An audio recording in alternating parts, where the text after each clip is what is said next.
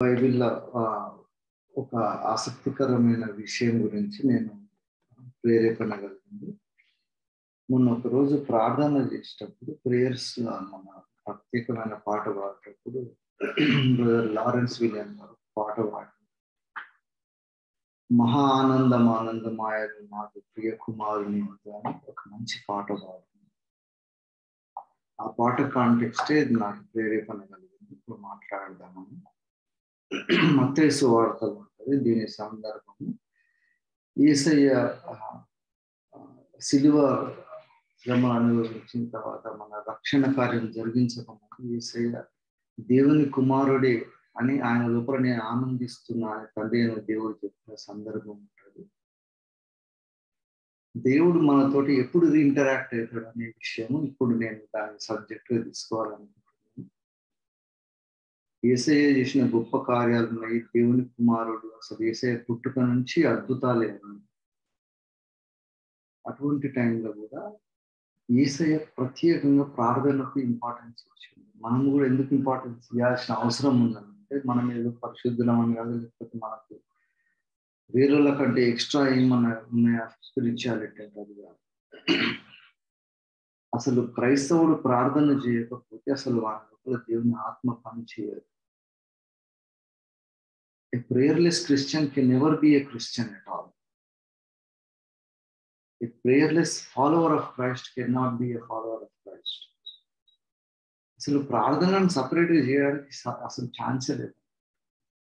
దేవుని ఆత్మ ద్వారా దేవుని చిత్తాన్ని కనుక్కోవాలంటే దానికి ప్రార్థన తప్ప వేరే ఆల్టర్నేటివ్ లేదు. సొంత తెలివి, మేనేజ్మెంట్, అడ్మినిస్ట్రేషన్, డబ్బులు, సిస్టమ్ అన్నీ చేసుకోవచ్చు, కానీ ఏ సిస్టమ్ కూడా పనిచేయదు. ఆత్మ నడిపింపు ద్వారానే ఈ 2000 సంవత్సరాలు సంఘం నడుస్తూ వచ్చింది. మనుషులు చేసిన అన్ని సిస్టమ్స్ వస్తున్నాయి పోతున్నాయి, కొన్ని ఫెయిల్ అవుతున్నాయి, అట్లయితుంది, కానీ సంఘం మాత్రం నిలబడుతుంది. సంఘంలో కూడా ఎన్నో ఆలోచన విధానాలు వచ్చినప్పుడు ప్రార్థన పరులే సంఘాన్ని మళ్ళా దేవుడి చిత్త ప్రకారం ముందుకు తీసుకోవాలి. ఆదిమ శతాబ్దం నుంచి ఫస్ట్ సెంచరీ నుంచి మొదలు పెట్టుకుంటే prayerful believers, a group of prayerful believers continued the ministry of Christ. సంఘం వధువు సంఘాన్ని నిర్మాణం చేయాలంటే దానికి ప్రార్థనలే బేసాయి. మత్తయి సువార్త 17వ అధ్యాయంలో ఉంటుంది. 17:5 వచనం.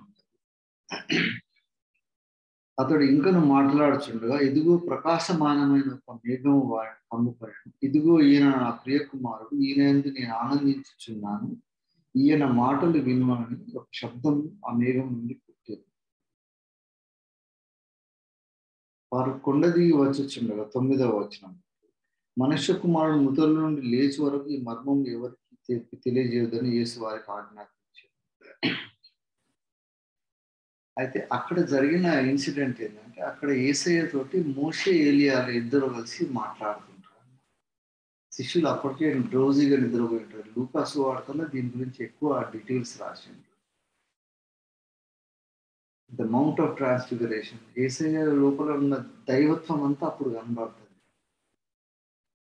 అయితే చనిపోయిన తర్వాత కూడా దేవుని ఆత్మ ద్వారా మనుషులు దేవుని మనకు మళ్ళా తర్వాత నిత్య జీవం ఉన్నదని చెప్పడానికి ఒక ప్రూఫ్ ఏంటంటే ఏలియా మోషే ఇద్దరు మళ్ళా వచ్చి యేసయ్య తోటి మాట్లాడుతుంటారు.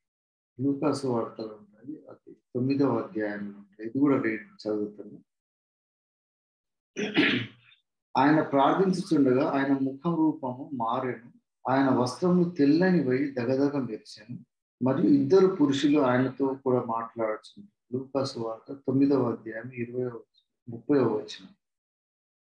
మరియు ఇద్దరు పురుషులు ఆయనతో మాట్లాడుతుంటే వారు మోషే ఏలియా అని వారు మహిమతో అగపడి ఆయన యెరూషలేములో నెరవేర్చబో నిర్గమమును గురించి మాట్లాడుచుంది. పేతురు అతడితో కూడా ఉన్నవారు నిద్రమత్తులో ఉండేది. వారు మేల్కొన్నప్పుడు ఆయన మహిమలో ఆయనతో కూడా నిలిచిన ఇద్దరు పురుషులను చూశారు. ఆ ఇద్దరు పురుషులు ఆయన యుద్ధ నుండి వెళ్ళిపోవచ్చుండగా పేతురు యేసుతో, ఏలిన వాడ మీరు ఇక్కడ ఉండటం మంచిది అని వాళ్ళిద్దరికి కడదామని అనుకుంటారు. ఈ ఇన్సిడెంట్ జరిగింది ఎక్కడ అంటే యేసయ్య శిష్యులను కొంతమందిని సెలెక్టివ్ శిష్యులను తీసుకొని పోయి ప్రార్థన చేస్తాం. So in prayer God allowed the prophets of previous generation to come forward and discuss with Christ. ఏలియా మోషే ఇద్దరు కలిసి యేసయ్య నిర్గమము గురించి యెరూషలేములో జరిగించే నిర్గమము గురించి అదే నిర్గమం. మనం నిర్గమకాండంకు దీనికి లింక్ ఎందుకు పెడుతున్నాం అంటే ఐగుప్తు బానిసత్వం నుండి రిలీజ్ చేసినట్టు మనల్ని కూడా పాపపు బంధకాల నుంచి రిలీజ్ చేసే పని యెరూషలేములో దేవుడు అన్యాయపు తీర్పు ద్వారా జరిగిస్తారు. సో మనం కూడా మన సన్నిధిలో మన సంఘాలలో కూడా ఇక్కడ అన్యాయం జరుగుతున్నది, అక్రమాలు జరుగుతున్నది, ఇక్కడనే దేవుని కార్యం చేయడానికి దేవుడు ఇష్టపడుతుంటాడు. డిసీట్ఫుల్ మీన్స్ సైతాన్ని చెడగొడదాం అనుకున్నప్పుడు ఆ అక్రమం నుండి దేవుని మహిమగా చూపించడానికి దేవుడు ఒక ప్రణాళిక ఏర్పరుస్తుంది. ఇప్పుడు మనం కూడా మన జీవితాలలో కానీ మన సంఘాలలో కానీ మన దేశంలో సమాజంలో ఎక్కడ అక్రమం జరుగుతున్నా కూడా మనము ప్రార్థనతో ఉన్నప్పుడు ఆ అక్రమం నుండి దేవునికి మహిమ కలిగే పని జరుగుతుంది. ఆ నిర్గమము మనము ప్రత్యేకంగా మనం అనుభవించాలి. తర్వాత దాని ద్వారా దేవుని చిత్త ప్రకారం ఎవరు ఉండి వాళ్ళందరూ కూడా వస్తారు.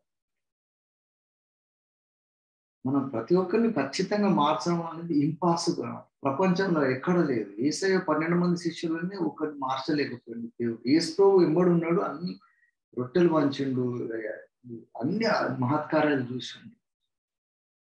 But one of the fellow is out of the plan of salvation. So మనం మన కుటుంబంలో సంఘంలో కూడా ఎక్కడైనా మనం దేవుని చిత్త ప్రకారం పోతా ఉన్నప్పుడు ప్రార్థన ద్వారా అక్రమం జరిగిన దగ్గరనే దేవుని మహిమ పొందుతాడు. కాబట్టి దీనికి కీలకం ఏంటంటే ప్రార్థన. యేసయ్య ముఖ రూపం అక్కడ బట్టలతో సహా మొత్తం తేజోమయం అయిపోయింది. ప్రత్యేకంగా దేవుడు ఏలియానే మోషేని ఎందుకు రావాల్సి వచ్చింది? వాళ్ళ ద్వారా దేవుడు చేసిన పని లిబరేషన్. 2 రకాల లిబరేషన్ ఉంది. మనం దీన్ని గమనిస్తే మోషే లిబరేట్ చేసిందేమో ఫిజికల్ గా చేసింది. తర్వాత ఏలియా చేసింది ఏంటంటే యెహోవా దేవుడా, బయలు దేవుడా, మిగతా దేవతలు అందరూ కలిసి మీ ప్రవక్తలు నుండి యెహోవా పక్షం అనేది నిలబడుతుంది. దేవుని డయటీ ఆఫ్ క్రైస్ట్, నిజమైన దేవుడు ఎవడు ప్రూవ్ చేసేది ఏలియా చేసినారు. నిజమైన దేవుని ప్రజలు ఎవరు వాళ్ళని పక్కకు తీసుకొచ్చి రక్షణలకు తెచ్చింది మోషే చేసింది. ఈ 2 కాంబినేషన్ ఆఫ్ యాక్టివిటీస్ ఉన్నాయి. ఈ ఇద్దరు సేవకులు కూడా వాళ్ళు చనిపోయిన తర్వాత ఇక్కడ భూమి మీద వాళ్ళకు ఆనవాళ్ళు లేరు.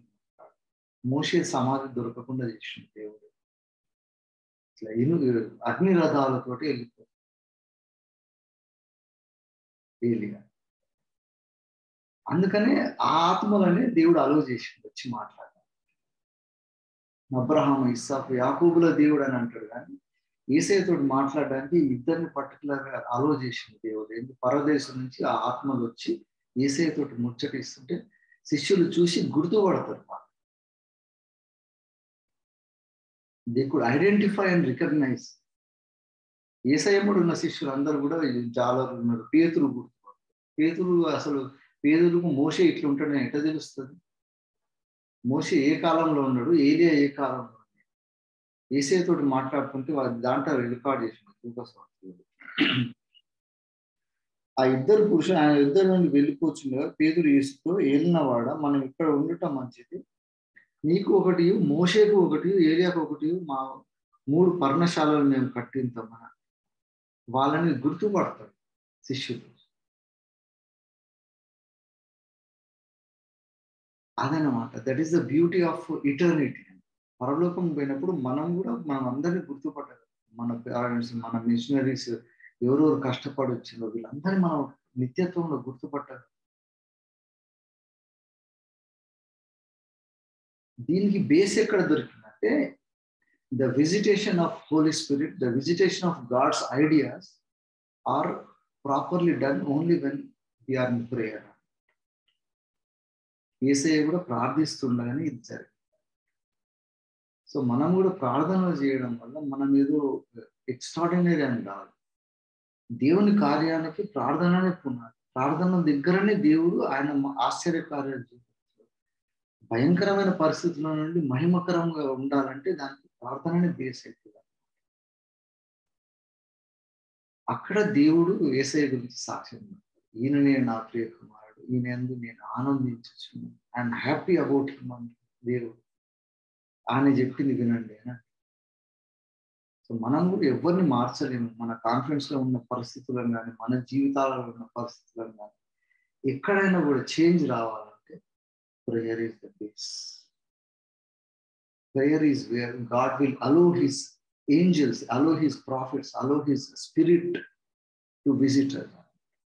దేవుని ఆత్మ మన మీద పనిచేయాలంటే, దేవుని ఆత్మ ప్రత్యక్షతలు కలగాలంటే ప్రార్థననే బేస్. ఇప్పుడు అంత డిజిటల్ మినిస్ట్రీ స్టార్ట్ అయింది. ప్రతి ఒక్కరు పోతాడు, అన్ని 4-5 రెఫరెన్స్ తీయచ్చు, ఓల్డ్ టెస్ట్మెంట్ తీసి తయారు చేసుకొని లెక్చర్ ఇచ్చు. ప్రతి ఒక్కరు సేవ చేస్తున్నారు. ప్రార్థన చేసేటోళ్ళు తక్కువ. దేవుని సన్నిధిలో దేవుని మన పాపాల గురించి, మన ముందు చేసిన వాళ్ళ పాపాల గురించి ప్రార్థన చేసేటోళ్ళు తక్కువ. ఇప్పుడు మనం చేయాల్సిందే, ఇక్కడనే దేవుని ఆలోచనలు నెరవేరుతాయి. ఇక్కడనే దేవుని ఆలోచనలు మన దగ్గర ల్యాండ్ అవుతాయి. మనకేమో ఎక్స్ట్రాడినరీ జ్ఞానం ఉండాల్సిన అవసరం లేదు. ఇక్కడ చేసిన మన ప్రతి విజ్ఞాపన దేవుడు అక్కడి నుంచి ఆయన సన్నిధిలో ఈ నమ్మకంతో ప్రార్థన చేయాలి. అందుకని యేసయ్య అన్నాడు, అందరూ చేసే దగ్గర చేయకుండా ఒక కొండ ఎక్కి అక్కడ ప్రార్థన చేసుకోబోతాను. ఇప్పుడు మనం కూడా ప్రతి ఒక్కరు పోయి కొండ మీద ప్రార్థన చేయాల్సిన అవసరం. The place which is separated from the rest అన్నమాట. కొంచెం స్ట్రెయిన్ అవుతుంది కదా కొండ ఎక్కాలంటే. మామూలుగా రోడ్డు మీద నడిచినట్టు నడవరా. సో ప్రార్థన చేయాలంటే తప్పకుండా you have to have some problem with that. పొద్దున్న లేచానంటే అది కష్టమే, ఎన్నో బిజీ ఉంటాయి, రకరకాల. సో మనం ఒక కొండ ఎక్కుతున్నాం, ప్రతి ఉదయం లేస్తున్నాం అంటే it is like coming above normal life. అక్కడ ప్రార్థన చేస్తాం, అప్పుడు దేవుని ఆత్మ పనిచేస్తుంది. ఇక్కడ మనం చేసిన ప్రతి విజ్ఞాపన అంటే దేవుని ఆత్మ పనిచేస్తుంది. అందుకని ఎవరు ఏమన్నా అనుకుని, ఎవరు ఎట్లన్నా దాన్ని ఇంటర్ప్రిట్ చేయాలి. We have to understand that these prayers are directly a platform where the Spirit of God will visit us. దేవుని ఆత్మ మనల్ని ఇక్కడ టచ్ చేస్తుందని నమ్మినప్పుడు ఇక్కడ ప్రార్థనలతో దేవుని పరచాలి, మన గొప్పతనం చూడాలి. అందుకని నాకైతే పర్సనల్గా నేను దేవుని సన్నిధిలో సాక్ష్యం పర్సనల్గా చెప్పగలను. బాప్తిసం తీసుకున్నప్పటి నుండి ఖచ్చితంగా ప్రార్థన మిస్ కావాలి. దేవుని సన్నిధిలో వాక్యం చదవాలి, ప్రార్థన చేయాలి. ఇవి చేయకుండా పొద్దున్నే అసలు దినం గడవద్దని నమ్మకం. కమిట్ అయిపోతే అదే కమిట్మెంట్. ఈ రెండు చేసిన వాళ్ళని సైతాన్ ఎంత ప్రాబ్లమ్స్ అన్నారండి ప్రపంచంలో, లోకంలో ఏమన్నా రాని మనల్ని కదిలేదు. సియోను కొండ వలె ఉంటుంది. ఇదే అన్న prayer is the mount of Zion. అక్కడి నుంచి మనం చేసే విజ్ఞాపనలు దేవుని చిత్తాన్ని నెరవేరుస్తాయి. కాబట్టి ఉదయకాలంలో ఈ అనుకోకుండా దొరికిన సమయాన్ని బట్టి దేవునికి వందనాలు. మన ప్రార్థనలు కూడా ఏదో నార్మల్గా చేస్తున్నాం, ఈ ఆలోచనతో, ఈ అవగాహనతోటి చేయాలి. దేవుని ఆత్మ, దేవుని కనుదృష్టి ఎక్కడ ఉంటుంది అంటే ఎవరెవరు నమ్మకంగా దేవుని భయభక్తులు కలిగి ఎవరెవరు ప్రార్థన చేస్తుంటారు అని వాళ్ళ చుట్టూ ఆయన భూప్రపంచం అంతా తిరుగుతూ ఉంటారు. దేవుని ఆలోచన, దేవుని ఆత్మ. కాబట్టి let us cleanse ourselves with this clear understanding that we are at an elevated place which is very holy and which is place where God's spirit is going to dwell upon us. దేవుని ఆత్మ మన మీద. అందుకనే జూమ్లో ఉన్నాం కాదు, మనం అందరం కూడా ఒక కొండ మీదనే, సేమ్ ఒకటే కొండ మీద అందరం వచ్చి ప్రార్థన చేస్తున్నాం. అది విజువలైజ్ చేయగలుగుతాం.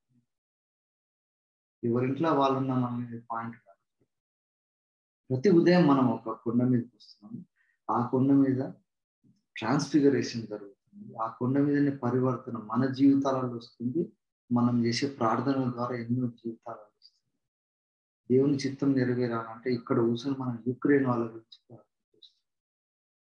ఇప్పుడు ఎక్కడో కేరళలో ఎక్కడ మట్టి కొండ చర్యలలో ఉన్నారు, వాళ్ళ ఎవరో మనకు తెలియదు.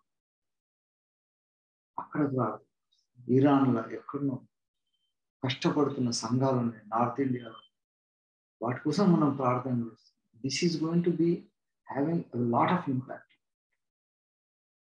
రేపు నిత్యరాజ్యంలో పోయినప్పుడు అందరూ వాళ్ళు మనకు తెలియదు కానీ గుర్తుపట్టేస్తారు వాళ్ళు.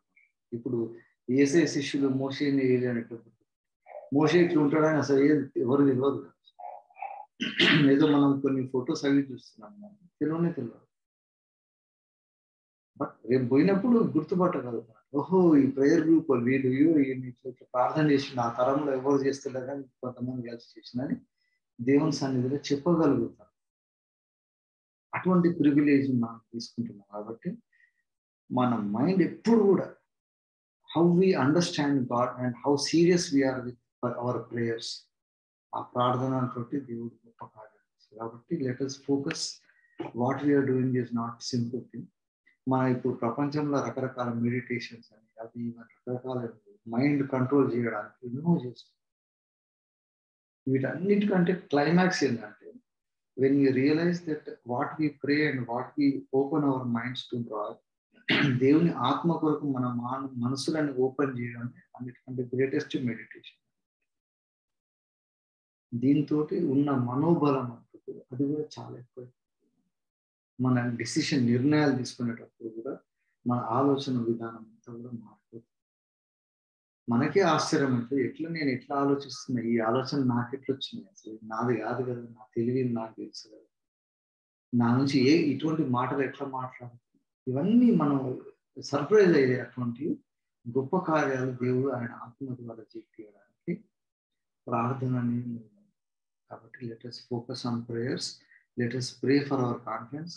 ఈ క్రైసిస్లకు వెళ్ళి, ఈ కష్టకాలం నుండి, ఇటువంటి అక్రమం ఉన్న పరిస్థితుల నుండి దేవుడు మహిమపరచబడి దేవుడు రక్షణ ప్రణాళిక ఎట్లా తెచ్చిండు, మన కాన్ఫిడెన్స్ ద్వారా కూడా ఇంపర్ఫెక్షన్లకు వెళ్ళే దేవుడు పర్ఫెక్షన్ చేయగలుగుతాడు. అటువంటి అద్భుత కార్యాలకు పునాది ఏంటంటే మన ప్రార్థనలు. కాబట్టి let us continue to pray for Christ and pray for the redemption of many people around.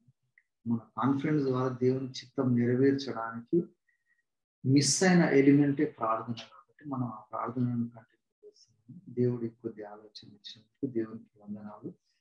Pastor గారు